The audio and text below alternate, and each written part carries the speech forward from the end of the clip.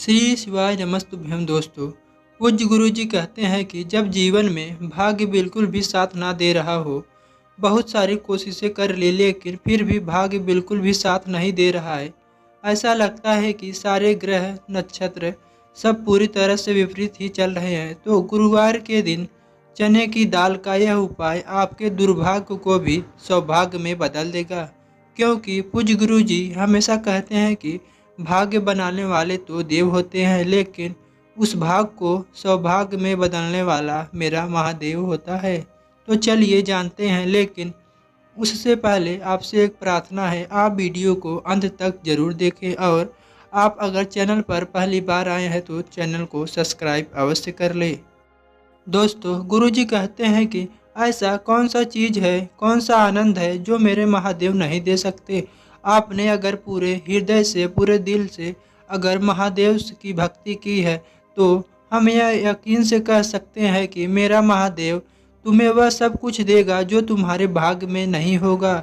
वह तुम्हारे भाग्य को सौभाग्य में बदल देगा।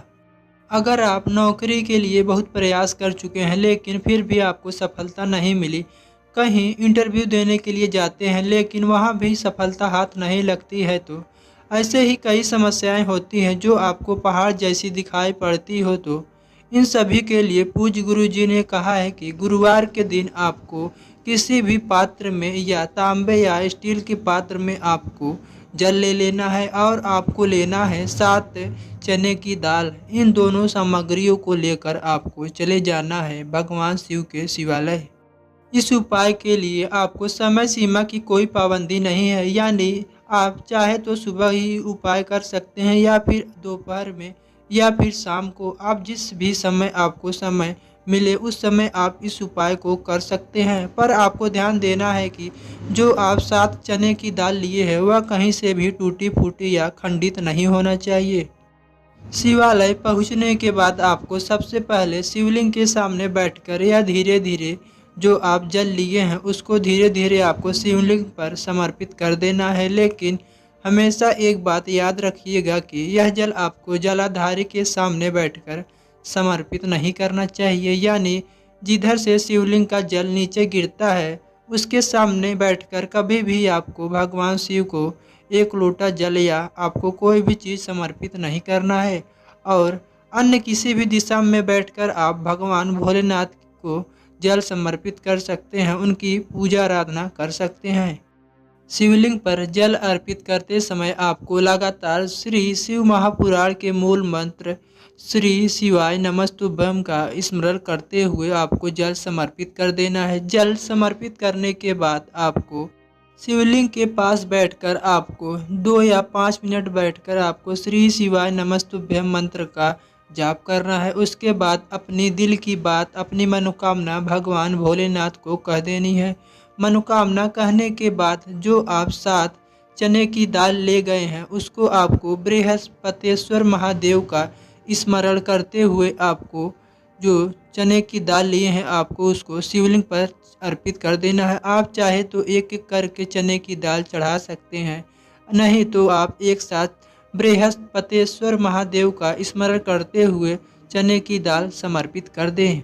लेकिन आपको एक बात का स्मरण करना है कि चने की दाल समर्पित करने से पहले आपको चने की दाल जो आप साथ लिए हैं उसको अच्छी तरह से धोकर आपको शिवलिंग पर समर्पित करना है।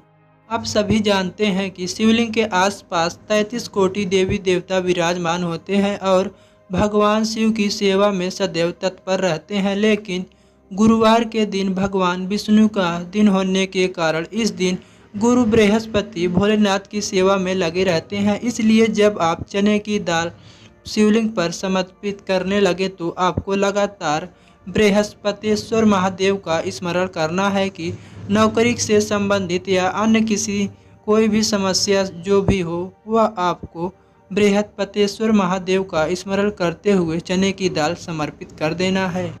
गुरुजी कहते हैं आपको पूरे श्रद्धा प्रेम भाव से आपको अपनी मनोकामना भगवान भोलेनाथ से जरूर कह देनी है।